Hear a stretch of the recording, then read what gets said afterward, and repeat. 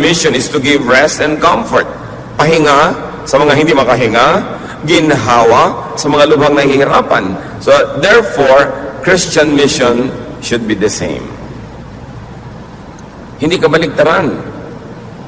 Sadly, many people, when they become religious, are burdened with guilt.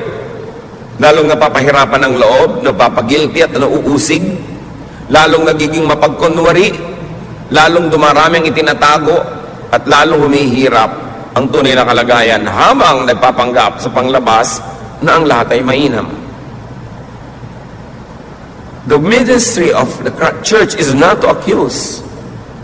Accusing is the work of Satan. Revelation 12:10. Then I heard a loud voice in heaven say, "Now have come the salvation and the power and the kingdom of our God and the authority of his Christ. For the accuser of our brothers, who accuses them before our God day and night, has been hurled down."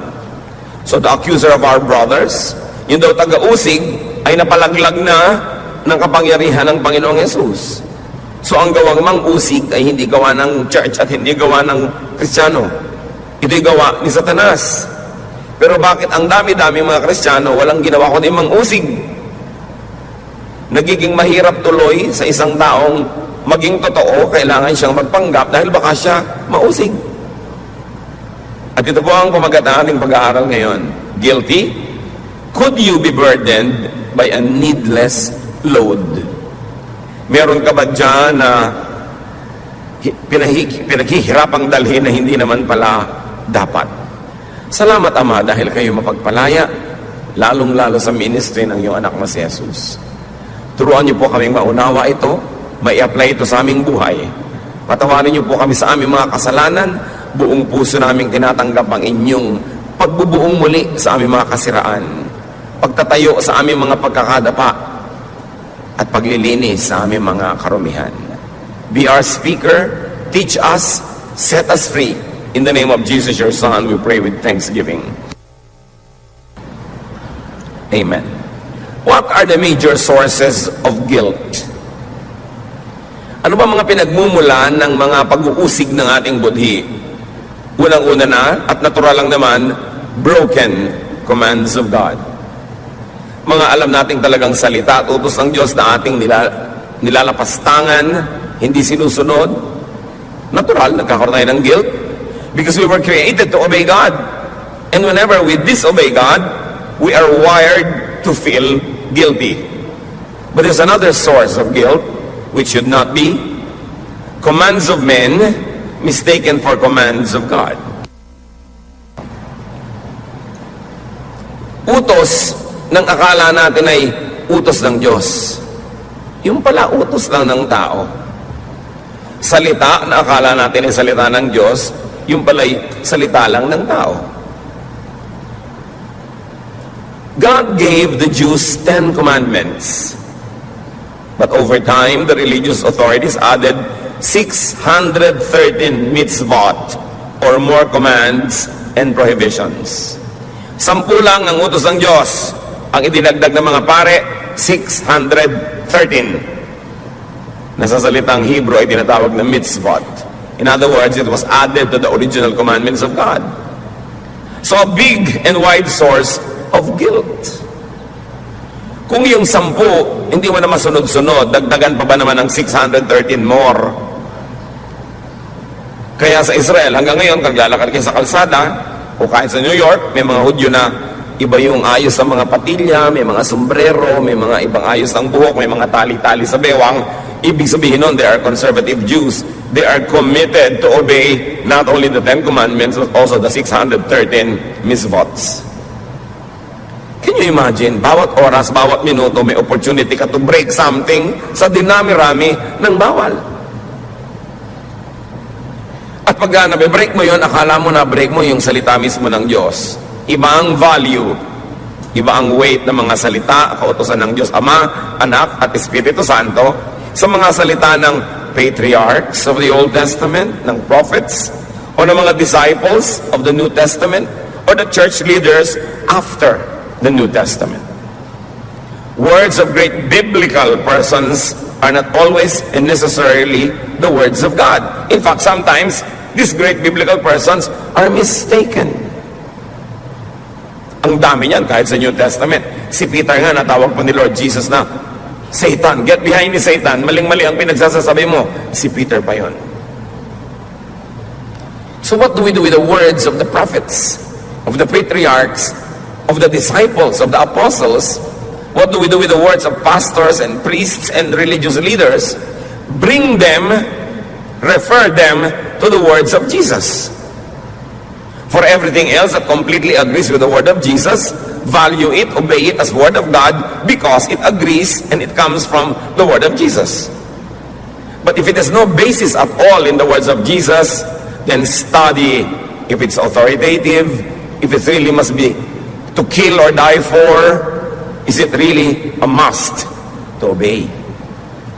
Kasi kahit sa New Testament, may mga inutos sa mga disciples na pangdoon lang sa specific persons or groups of persons that received the instruction, not necessarily universal for all people at all time, in all places. Katulad ng utos halimbawa ng Diyos kay Noah na gumawa ng sasakyang pandagat para sila lumutang, hindi yun utos sa iyo, kay Noah lang.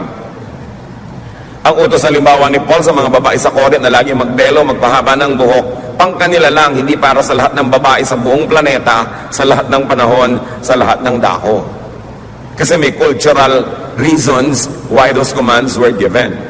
Yung mga ipinagbawal na pagkain, ipinagbawal sa mga Hudyo, hindi naman sa lahat ng tao sa planeta. Who knows, the Jews might be genetically designed not to eat those foods. Pero kung ikaw naman ay Ilocana o ikaw ay Bisaya, baka pwede sa'yo kasi iba naman yung genes mo. So hindi mo pwedeng kopyahin, sundin, at pairalin sa buhay mo ang lahat ng utos at salita na nasa Biblia, kahit galing yan sa Biblia, kung hindi naman yun para sa'yo. Kaya dumarami ang pabigat, dumarami ang batas, dumadami tuloy ang nalalabag na batas na hindi naman pala dapat. Tapos lungkot na lungkot ka, durog na durog ang iyong puso, guilty ka, hindi naman pala dapat. What are some examples of sources of guilt? Let's read from Matthew 12, 1 to 8. One Sabbath, Jesus and his disciples were walking through some wheat fields. His disciples were hungry and began picking and eating grains of wheat. Some Pharisees noticed this and said to Jesus, "Why are your disciples picking grain on the Sabbath? They are not supposed to do that." So, Sabbath ang pinag-uusapan, a legitimate member of the Big Ten Commandments. Pero meron silang nalimutan. Ang kausap ng Diyos sa Ten Commandments sa Sabbath ay employers and masters. Sabi niya, remember the Sabbath day, keep it holy, do not work. Do not make your servants, your female servants, male servants, and do not make your animals work. So, ibinigay ng Diyos yung commandment sa mga amo para huwag nilang abusuhin yung mga tauhan at mga hayop, pagpahingahin man lang minsan isang linggo. So, yun ang ibig sabihin ng huwag pagtrabahuhin. Ngayon, Sabat, namitaas ng konting makakain na bungang kahoy itong mga disciples, inuusig na sila ng mga religious leaders dahil bakit kayo nagtatrabaho ng Sabbath? See? Wrong application. And for many hundreds of years, the Israelites were burdened with the law of the Sabbath. Hindi makapagluto pag Sabbath, meron kang hindi ka pwede maglakad ng mahaba, na-regulate na nung 613 more rules. Samantalang ang espiritu lang nun, dapat pagpahingahin ang mga taong nasasakupan mo. Pero kung ikaw, kumating likod mo, gusto mong kamutin, hindi ka man pinipilit ng amo mo na gawin yun para sa sarili mo, you are free to do it. The Sabbath regulation was for that rich people and masters will not abuse their employees or their slaves or even the animals. So, Matthew 12:3-8, sumagot ang Panginoon, you surely must have read what David did when he and his followers were hungry.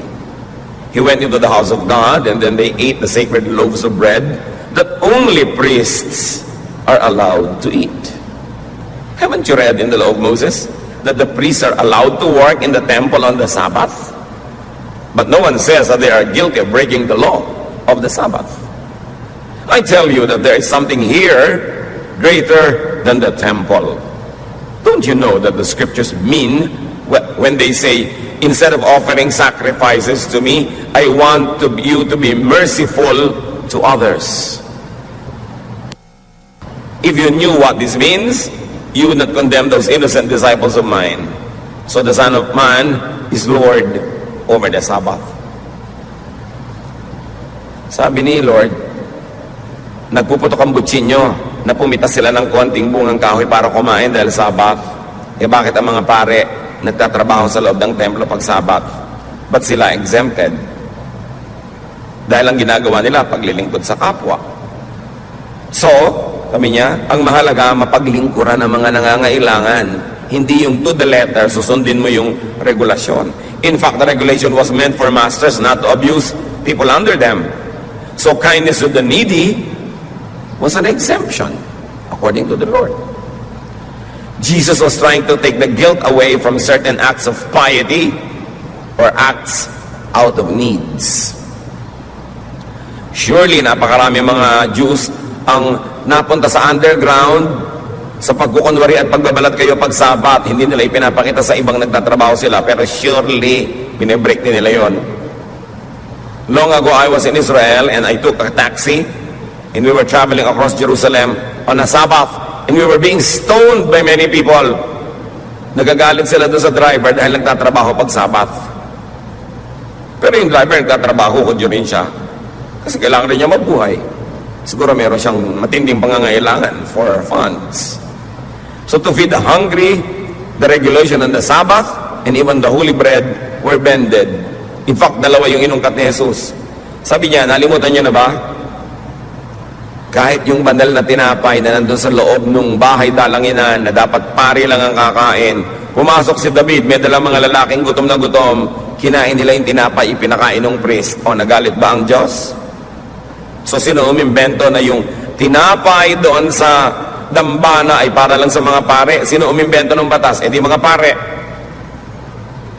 Hindi naman nagalit ang Diyos nung kinain nila David yun.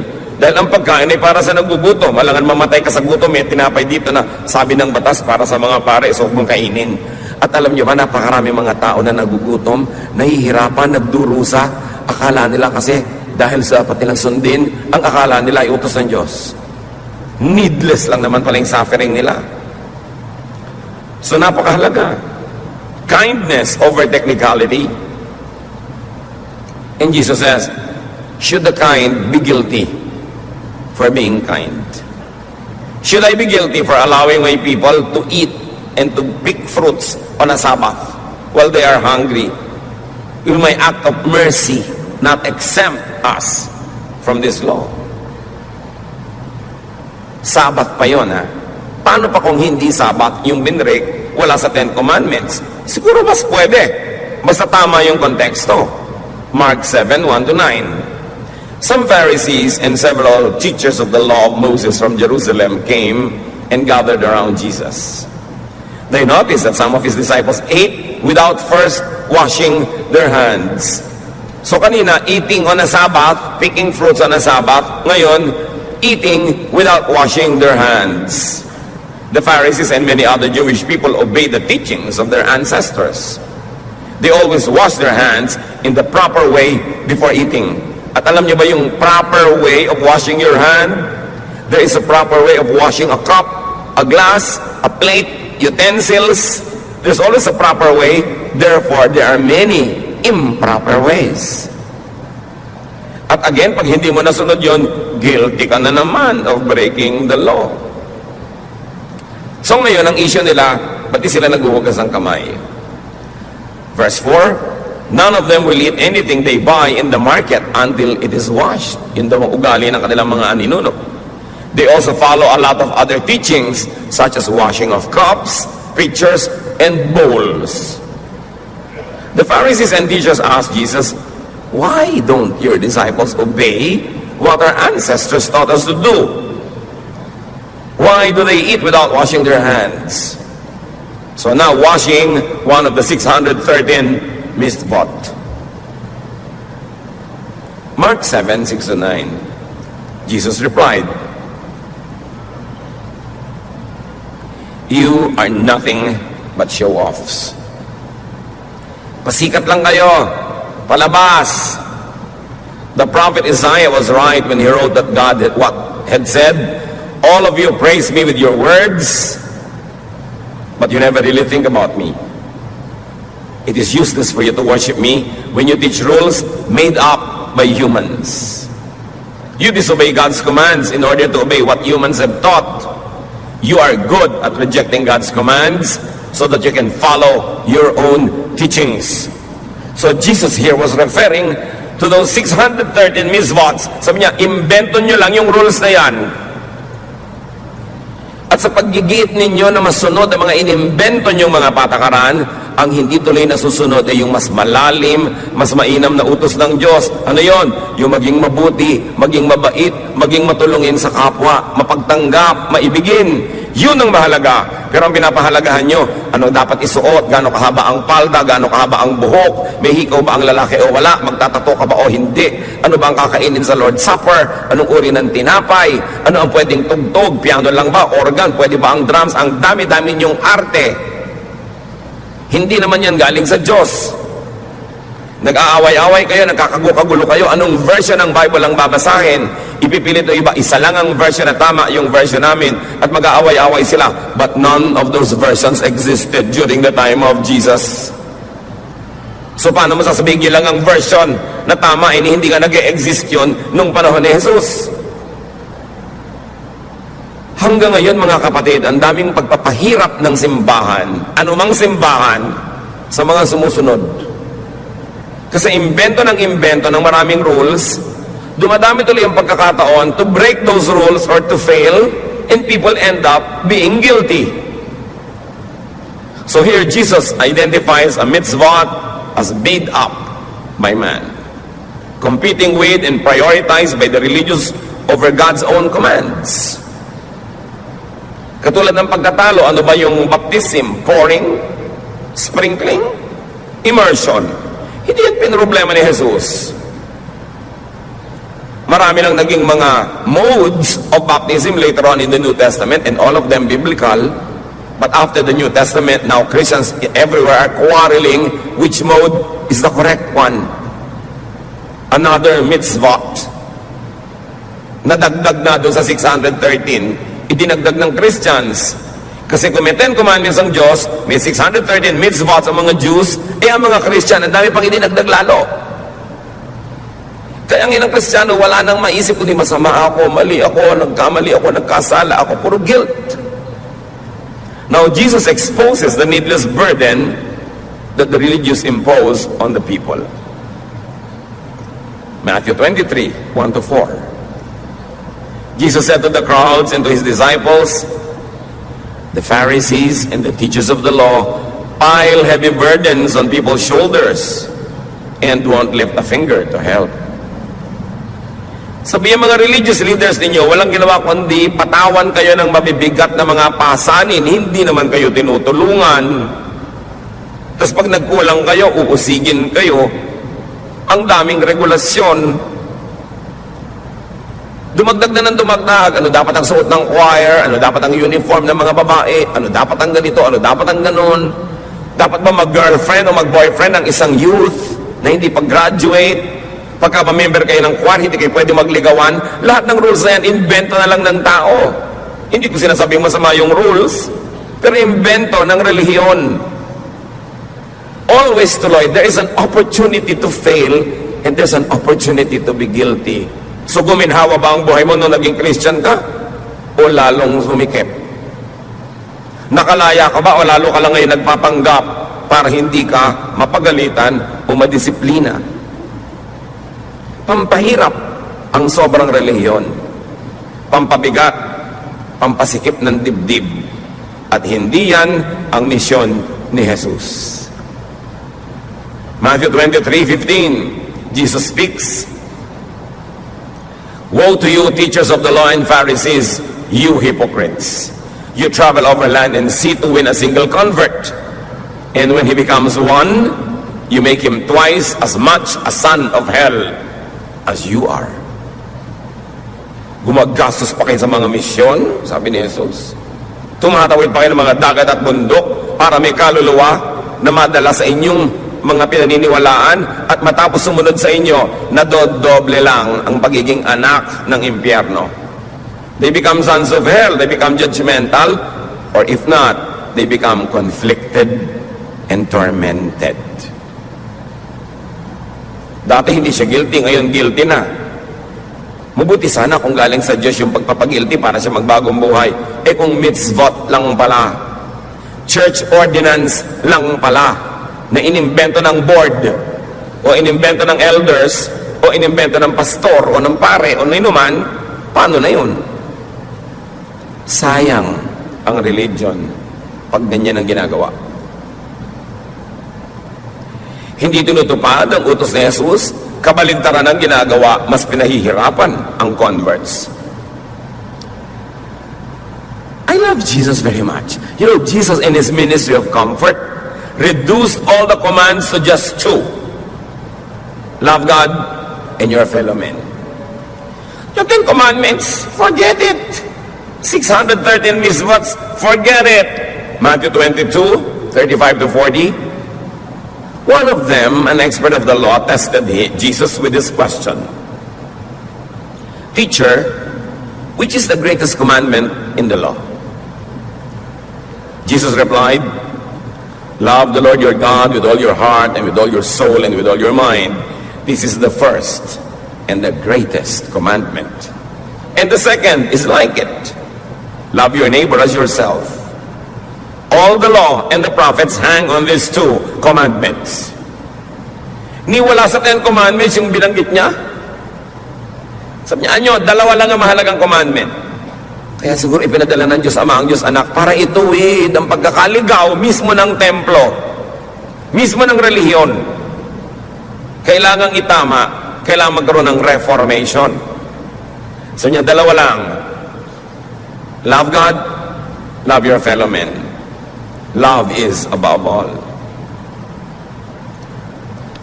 Gusto ko kayong hamunin. At this point, humanap kayo ng application sa sinabi na yan ni Lord. Niya, ito lang ang unahin mo. Love God and love your fellow men. Paano niya i-apply ngayon sa mga moral laws na nakasiksik sa inyong utak? Paano niyo i-apply yan sa inyong concepts of right and wrong? Sa inyong concept of justice and judgmentalism, sa inyong concept of religiosity? Sabi ni Lord, ito ang mahalaga. Love God, love your fellow men. Applyan nyo. I cannot do it for you. But you have to say, itong law na to ng bahay na nabe-break ng asawa ko, lagi niyang iniiwan yung mga damit niyang nakakalat kung nagbibihis siya. What will I apply? The law of the house or the law of love? Nagkamali itong aking anak. What will I apply?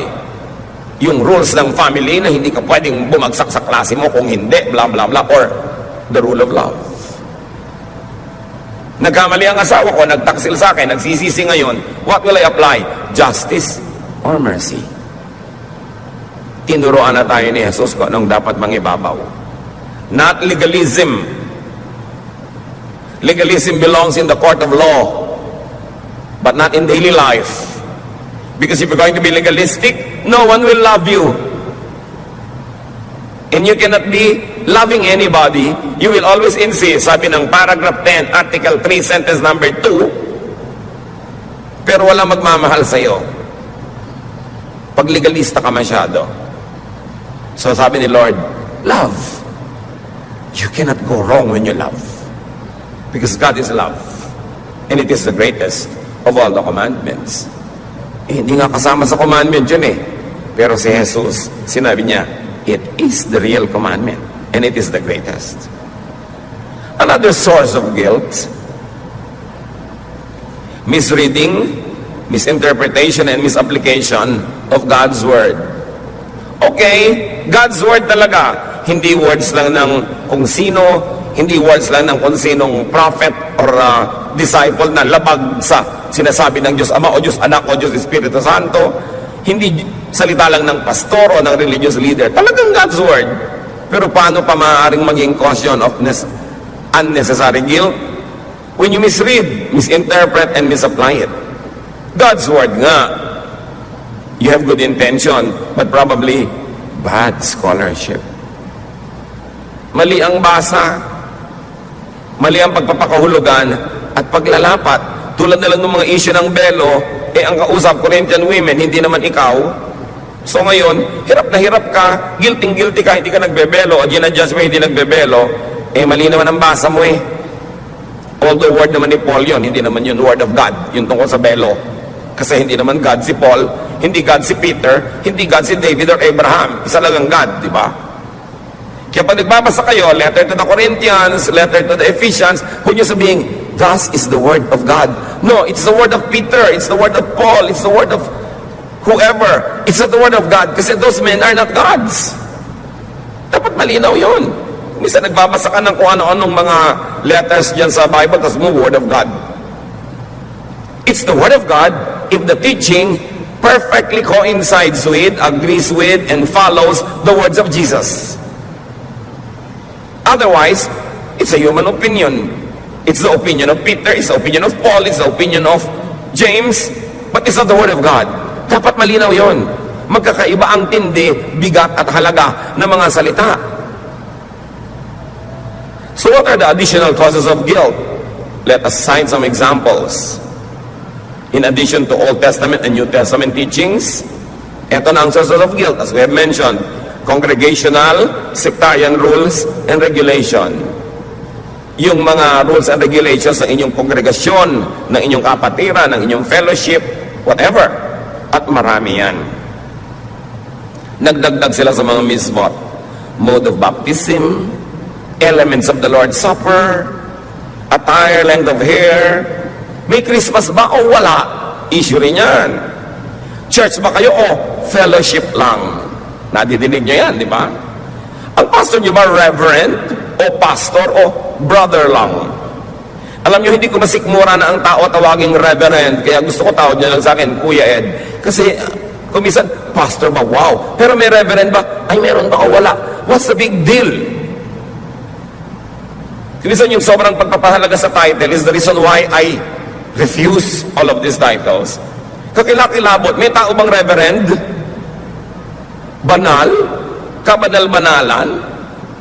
Ano siya? Katipunan na anak ng bayan. At ang dami pa niyan, etc., etc., ad nauseam, nakakasuka na sa dami ang mga congregational rules.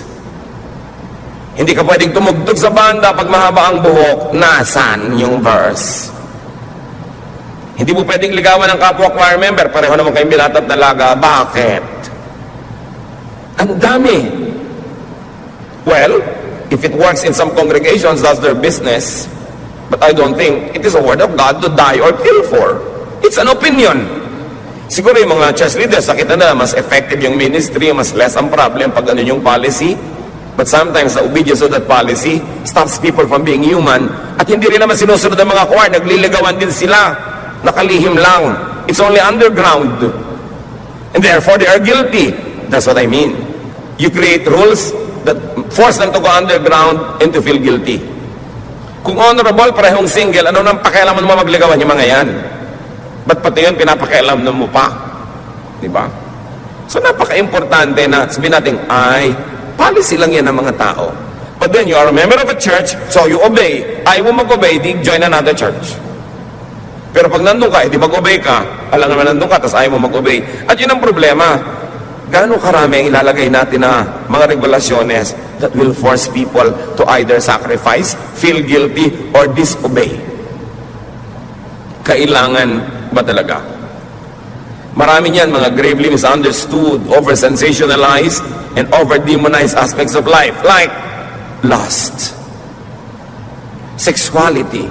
Sobra ang pagpapagilty ng simbahan sa mga tao when they have sexual feelings. Pero sino ba ang nag-create ng human body? Di ba Diyos? So bakit kung magiging guilty ngayon kung nakikiliti ka, na-attract, Basta hindi mo ginagawa to the point na nagiging kasalanan na, nagbe-break ka na ng rule, nangaagaw ka na lang hindi sa'yo. You know, creation, design, and biology all express the intention of the Creator. Then religion imposes unrealistic and unnatural expectations and requirements. Ituturo sa mga young boys, naku, hindi kayo dapat nagkakaroon ng sexual arousal pag nakakita kayo ng maganda. Eh, anong gagawin mo? They are wired to be aroused. So, guilty na kayo sina-arouse. Ang mahalaga lang, what will you do with the arousal? How will you contain it? How will you control it? How will you decently put an end to its urges and the fevers that it gives you? Pero for people to feel guilty for being normal, created by our God to be like this, it is an unnecessary guilt. Labag na yan sa Biology 1. Remember that God is God of Biology 2. So ang nagiging result is guilt for what is only natural. God is the designer and author of nature. Now again, challenge number 2, apply and process this in your own life. How will you differentiate between even sexual attraction that you should be guilty of and that which you should not be guilty of? May dumaang maganda na attract ka, magigilty ka na ba? O magilty ka kung sinundan mo siya at ni-rape mo doon sa dilim? O inagaw mo siya sa asawa niya? Pero na-attract ka, sabi nga ni Martin Luther, you cannot stop birds from flying over your heads, but you can stop them from nesting in your hair. So may mga natural lang. Huwag masyadong serious. May mga tao wala nang ginagawa kundi mag-confess lagi. May young person, o ba't nakayuko ka naman, nagpo-confess po ako, nagandahan po ako sa dumaan. Hindi wala ka nang gagawin, hindi mag-confess araw-araw, minuminuto, kasi marami maganda. When you do what you could to be godly, forgive yourself for imperfections. Forgive yourself for your human and natural impulses. For all you know, God might not even be offended. Living creatures are designed and wired to multiply. Isa yan sa mga utos lagi ng Diyos, go and multiply. The birds will multiply. The plants will multiply. Humans will multiply. Everything and everywhere. Creation is filled with animals and plants that are wired to multiply. Therefore, they are to be sexually oriented. Kahit ang bulaklak, the bulaklak is the sexual organ of the plant. At kung ano-anong ginagawa ng bulaklak para umakit ng bubuyog. Di ba nagpapabango, may mga kulay, may mga kung ano-anong mga lumilipad-lipad na mga design. All of it to attract pollination. All of it to attract sexual intercourse through the insects so that the flower will become a fruit and the fruit will become a tree. So, mamasamayin niyo ba yung bulaklak na nagpapaganda? Mamasamay niya sa bulaklak na, di bale, wala akong kulay, pero mabango naman ako. Kaya lahat ng mga bulaklak na walang kulay, mabango. Yung mga wala namang bango, makulay naman ako. Dinadaan sa mga kung ano-anong gimmick to attract insects. And if plants would do that, will you demonize people if they like to be attractive or if they get attracted? Kailangan lang ilalagay mo sa lugar yung susunod na mga hakbang niyan. Pero don't be needlessly guilty for being alive. Remember that you're spiritually imperfect, especially after the fall. But remember also what God remembers about you. Psalm 103:13, 103:14 rather, because God knows we are made of dust. Alam niya, gagawa tayo sa lupa. At hindi laging masamang we are made of dust. Naaalala lagi ng Diyos, oo nga, nilikha ko sila to reproduce among themselves in a sexual way. Kahit mga bubuyog, walang inisip kundi mag-sex, di ba? Mga aso, mga pagong, mga halaman, lahat. But of course, we humans are governed by higher spiritual laws. But you should not demonize yourself for being alive and for being sexually alive. Except that God has given us ways how to address these needs and this need of humanity to continue to procreate.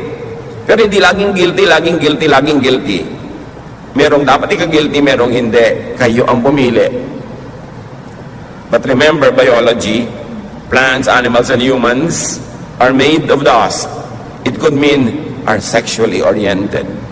That is the way we reproduce. Psalm 51:5, surely I was sinful at birth, sinful from the time my mother conceived me. What a sobering realization or acceptance. Hindi ito laging self-condemnation. Surely I was sinful at birth, sinful from the time my mother conceived me. It could be a very enlightened way of accepting oneself. Oo nga, I can strive to be better, I can strive to be good. Once in a while, I will have some dosages of momentary perfection, but I cannot be perfect for long because I am made of dust. And in sin, my mother conceived me. It is not meant to justify wanton wrongdoing, but it's meant also to make us realize that there is an end to what we can do as humans, and we should not be guilty for being humans, because we are still in the human frame. Another cause of guilt, which should not always be, is the issue of pleasure. Diyan magaling ang church, o sige lahat na nag-enjoy. Bawal mag-enjoy. Bawal ang masarap na pagkain at marami. Bawal ang magandang damit. Bawal ang alahas. Bawal ang ganito. Bawal ang malaking bahay. Bawal ang ganito. Lahat. But Solomon says, in all his wisdom, enjoy life. So will you be guilty for enjoying? Sabihin, naku, tama po ba pastor na magpa-party po kami, ang dami naming gagastusin, tapos maraming mahirap. Eh gusto mo, huwag ka na mag-party, pamigyan mo na lang sa mahirap lahat ang pera mo. Eh mahirap pa rin naman po sila kahit ibigay namin yung pera namin eh. Eh di mag-party kayo ngayon para huwag ka mag-guilty, magpadala ka ng pagkain doon sa mga mahirap mo kapitbahay. O magpadala ka ng donation sa charity, a certain percent of your budget. Pero alam mo, hindi ka na mag-party, bine-bless ka naman ng Diyos with abundance, tapos mamumuhay ka rin na parang mahirap, parang binaliwala mo naman yung blessing sa'yo ng Diyos. So, lalagyan mo ng balanse para di ka mag-guilty. Marami pang issue, especially the issue of divorce.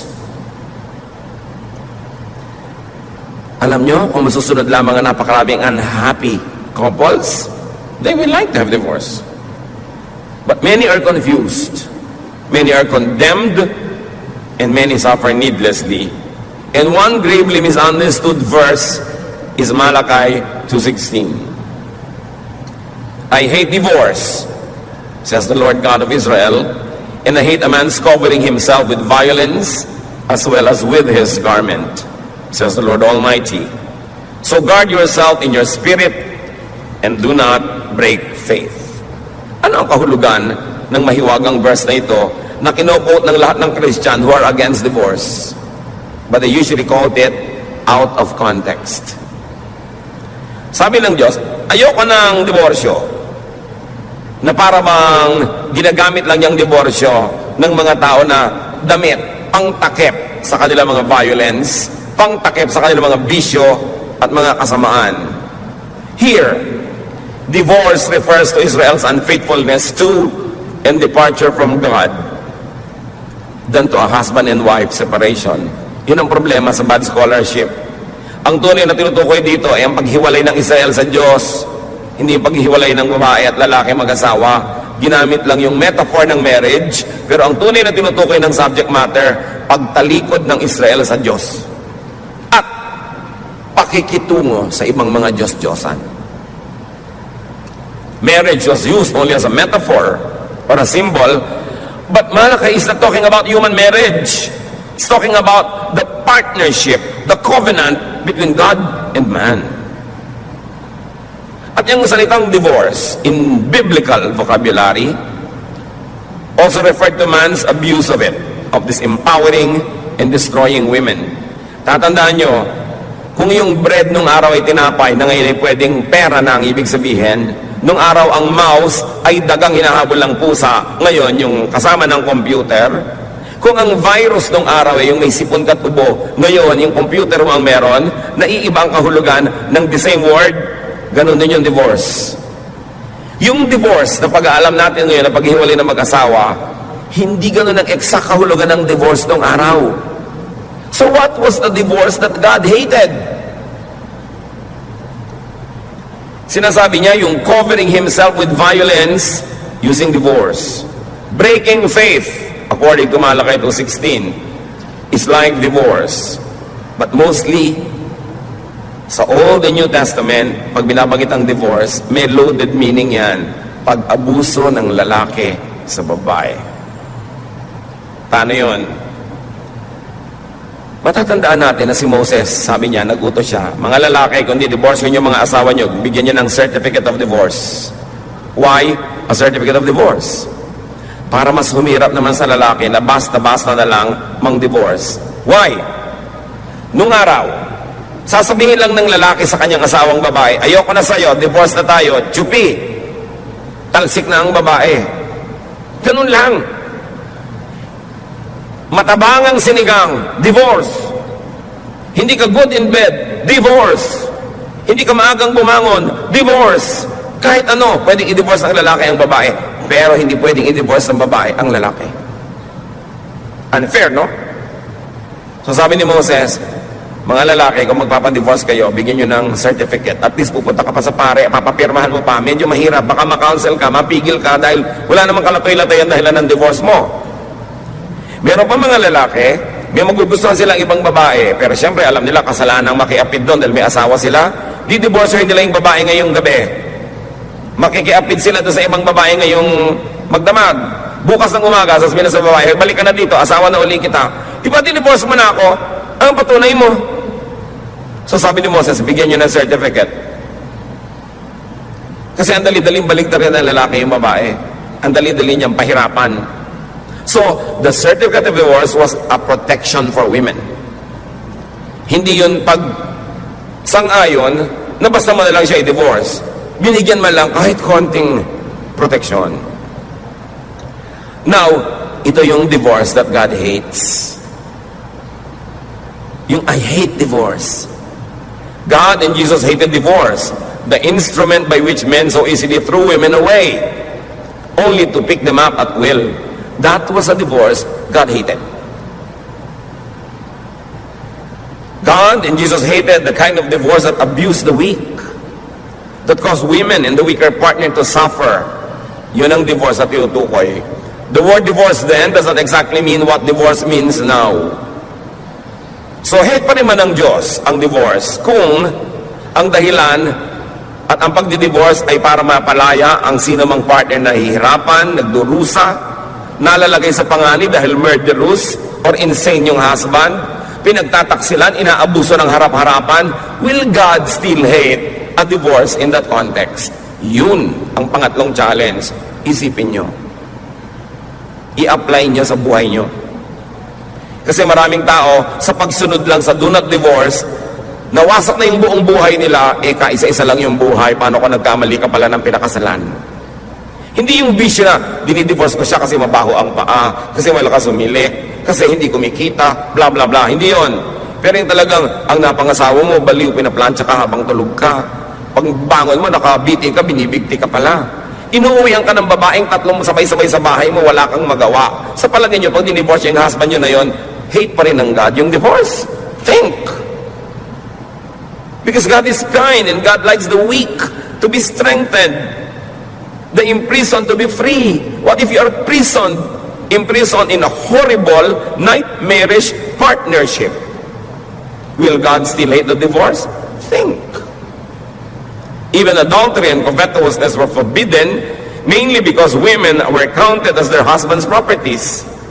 Alam niyo ba mga kapatid,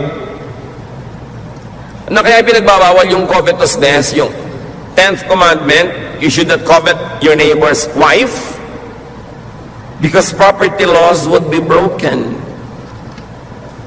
What do I mean? Balikan natin na Exodus 20:17, the 10th commandment. You shall not covet your neighbor's house. You shall not covet your neighbor's wife, or his manservant, or maidservant, or his ox, or donkey, or anything that belongs to your neighbor. So, sinong kabarkada ng wife? Ang mga baka, ang mga kambing, ang mga ari-arian, ang traktora, ang kotse, ang motorsiklo, Ang hindi pinapakovet sa Exodus 20:17, property ng another man, and the wife belongs to that. The context of not coveting your neighbor's wife is not to respect the wife, but to respect the man who owns her. Because in the Old Testament and up to the New Testament, a wife is a property. Kaya nakita niyo yung pagpapalaya ni Jesus sa mga babae?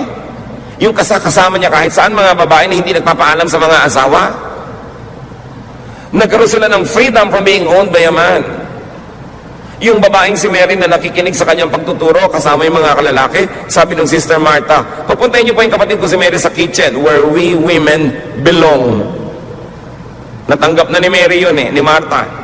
Sabi ni Lord, gusto ni Mary maging disciple, gusto niya magturo, gusto niya maging parang lalaki, hayaan siya dito. She has actually chosen the better portion, sabi ni Lord. Pinapalaya niya ang sarili niya. Maganda yung pinili niya. You know how lovable Jesus is? Kung paano siya magmahal sa mga naaapi, sa mga kawawa, sa mga kapuspalad, sa mga nakagapos. Kaya sabi niya, come to me, all of you who are tired. Nakakapagod yung religion nyo. Nakakapagod yung mga 613 mitzvot. Nakakapagod lahat yan. Ang commandment lang, love. Love is the greatest. Come to me. That's why all the religious people wanted Jesus dead. Because he was changing the system. He was setting the captives free. He was setting prisoners free. He wanted every person, man or woman, child or old, rich or poor, to enjoy life, to have a meaningful life, to develop their personality, and not to be the shadow of someone else, even if that someone else is your father or your husband or your mother. You were created in God's image, and Jesus was setting people free. The church system will make people feel guilty so that they will not want to be free, or if they were able to be set free, they will be willing to be caught again and be imprisoned again because they are guilty. Can you imagine the wife being classified with servants, animals, and properties? So masamang pagnasaan, hindi dahil siya isang marangal na babae, kundi dahil property kasi siya ng kapwa lalaki, at ang kinakausap sa 10th commandment ay mga lalaki. Ang kinakausap sa commandment on the Sabbath ay mga amo o mga masters, which are also male. So ano pa mga guilt nyo? Nagigilty ka na hiniwalayin mong asawa mo na lagi ka na lamang na pinagtataksilan, ninanakaw ang savings mo, pineprenda ang mga alahas mo, tapos inuuwian ka ng syphilis, sisipin kung kani-kanino, tapos uuwian ka ng mga gonorrhea, tapos ngayon humihiwalay ka, pinapagilty ka ng religious counselor mo, sabi niya, alam mo, ang gusto ng Diyos, bumalik ka doon, magdusa ka because God hates divorce. Wrong reading. Meron pang isang accusation na lagi tayong guilty, materialism. Hoy sister, di ba? Kristiyano ka na, bakit ang dami-dami mong damit? Bakit ganito, ganon? Guilt for having fine things. Guilt for being comfortable. Of course, this guilt is fed and fanned and promoted by the church that glorifies sacrifice, that demonizes possession of properties. Why? Because the churches want you to donate everything you have. Kaya pinapagilty ka pag may mga ari-arian ka, brother, mas malaki pa ang bahay mo kaysa sa church. Diba? Nakarinig na ba kayo ng mga ganon? Mabuti pa yung bahay mo, may garahe, yung church, wala. Actually, may truth naman yun. Pero kung pinaghirapan niya yun, property niya yun, ba't mo pinapagilty? Proverbs 15:6, the house of the righteous contains great treasure. Righteous siya, kumikita siya, huwag mo siyang pagiltihin, hayaan mo siya magkaroon ng magandang kama kung gusto niya. If God blesses you with abundance, enjoy it, just don't fail to share. Don't fail to give to God what is God's, and to your fellow men, the help, the charity that you could. But enjoy God's blessings to you. You don't have to be guilty for being rich. Pinayaman ka ng Diyos, tapos babaliwalain mo, di binabaliwala mo yung bigay sa'yo. So another source of guilt is of course the excessive focus on sin and guilt. Wala nang itinuro kundi kasalanan, kasalanan, kasalanan. Kaya marami tuloy mga Christian Pag matagal na sa church, ang nagiging nangyayari sa kanila, wala ring inuungkat kundi kasalanan ng iba. Walang hinahanap kundi kasalanan ng iba. The burden of sin and guilt, of course, makes the priest and other dispensers of forgiveness look more important. Siyempre, lagi kang uusigin kasi nagiging mahalaga tuloy yung ministry ng mga religious leaders na laging magbibigay sa iyo ng kapatawaran. Kung nasa ritual ng simbahan na yun na pwedeng magbigay ng kapatawaran yung leader, nagiging importante siya, so lalo kang papagiltihin. Now, what are the cures to guilt and to needless guilt? Obedience to God, of course. You don't want to be guilty? Be perfect. If you could. Babalikan natin yan. Another cure, knowledgeable, wise, and spirit-led scholarship. Pangontra sa pinag-usapan na natin kanina na careless or substandard knowledge of the Word of God, mali-mali tuloy interpretation, mali-mali ang reading, nahihirapan tuloy. There should be differentiation of man's commands from God's commands. Men in the Bible, men outside the Bible, men in your church, man-made rules. Dapat clear. Ito talaga yung Ten Commandments. Pero sabi ni Jesus, dalawa na lang, love God and love fellow men. Ano ngayon ang relasyon ng mga ibang regulasyon ng buhay mo doon? Process it, the fourth challenge. Gano'ng kahalaga talaga yan? So they really feel guilty? Idinidikdik ng pastor talaga, ng mga religious leader, Sunday is for the church. O may lagnat ka, hindi ka makapunta sa church, will you be guilty? Birthday ng nanay mo, may celebration kayo sa Palawan, sasama ka ba o mag-church ka? Kung sumama ka, will you be guilty? It's a challenge for you. Process it against God's commands, against God's love, against what is needed, against what is practical, what is decent. Process it. Pero siguro naman kung out of the 52 weeks, 40 na yung absence mo, dapat ka na talaga mag-guilty niyan. Tamaan ka ng kidlat, lumubog ka sa lahar, kung gano'n na karami yung absent mo, no? Pero kung may mga mahalaga, may namatay, may sakit, may celebration, huwag ka lang lumampas ng more than 10% of the year na absent, dapat ka pa talaga mag-guilty. But some churches will make you feel guilty. Why? Because they want you to attend. Why? Because when you attend, you donate. Kung magte-text kayo, Pastor, absent po ako, pero ipinadala ko na po sa Banco de Oro ang aking tithe. Baka hindi ka na usigi. Interpretation and application of God's Word and church history. Kailangan niya ng tao para mabawasan ng excessive expectations, oppressive standards, needless guilt when you fail, and needless judgmentalism when others fail. Test. Para malaman mo, ito bang teaching na ito is to die for, to kill for? Is it really from God? Use this test. Is it easy and restful? Itong policy ng church namin na to, doable ba? Easy and restful? Because easy and restful is the style of Jesus. Pag oppressive, ang hirap-hirap, baka hindi na style ni Jesus yan. Ask yourself, does it make life easier and more restful? Is it Solomonic in Jesus' life? Does it condemn or affirm? Include or exclude? Accept or reject people? Does it make one self-righteous and judgmental and separatist?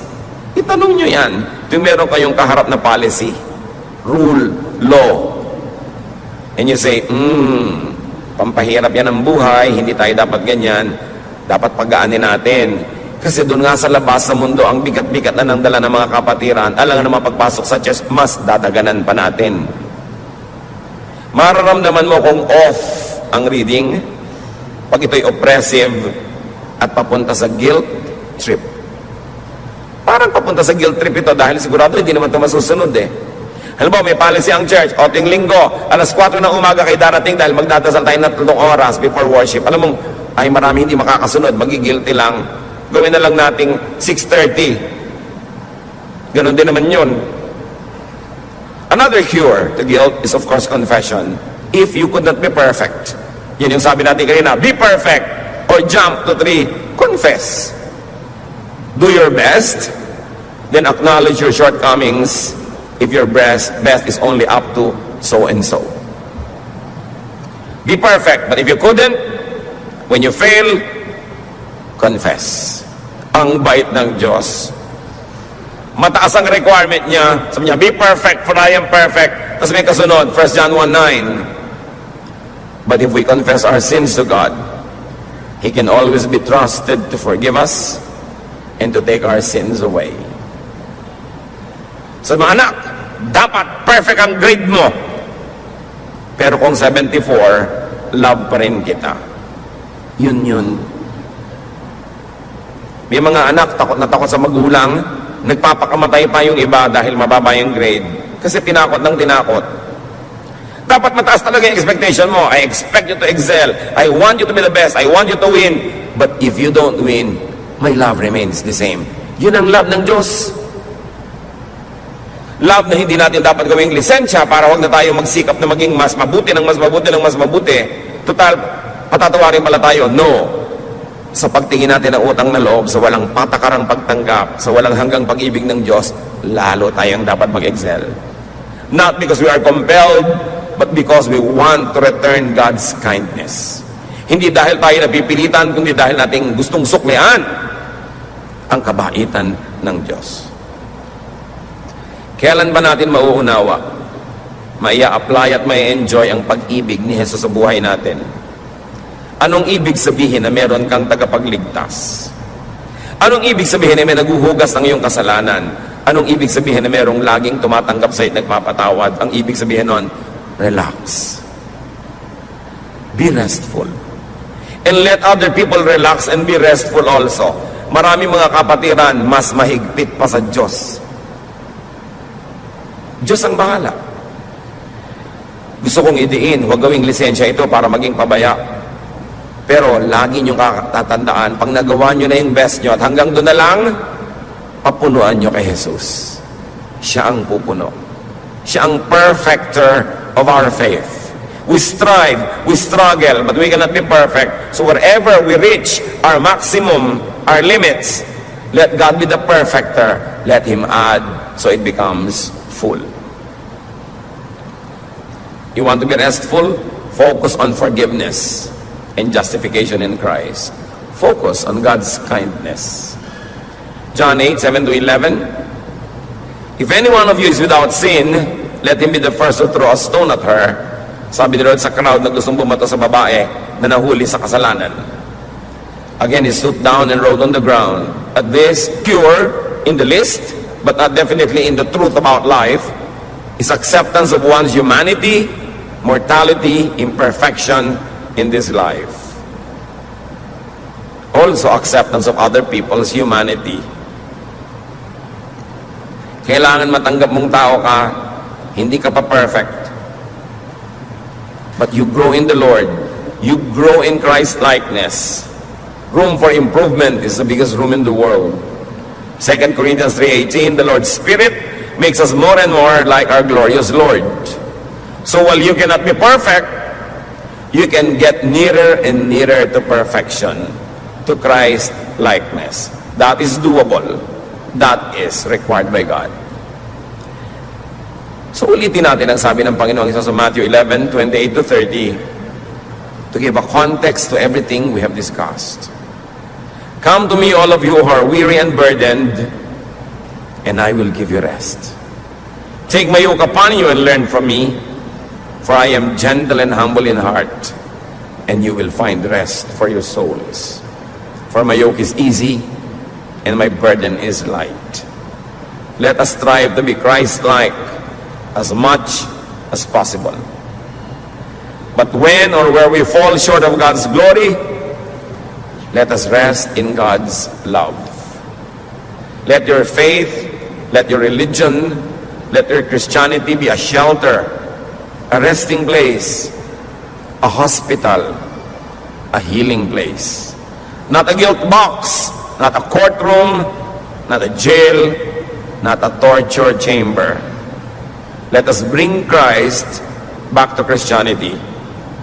Let us bring rest and comfort back to Christianity the way it was during the time of Jesus, when all the sinners were going after Jesus and they were following him because they found rest and comfort and love and acceptance. The church cannot do less than be like Jesus. So accept your imperfection, even celebrate your humanity. 1 Corinthians 13:10. But what is perfect will someday appear, and what isn't perfect will then disappear. Sabi niya, darating ang panahon, the perfect will come, and the imperfect will pass away. All our imperfections will be made perfect in Christ. Pero darating pa lang yung panahon na yon. Sabi ng verse 13, for now, there is faith, hope, and love. But of these three, the greatest is, church, love. Darating ang panahon, sabi niya, mape-perfect tayo. Pero ngayon, hindi pa. So, ang pairalin niyo, pag-ibig. Pag-ibig sa kapwa. Pag-ibig din sa sarili.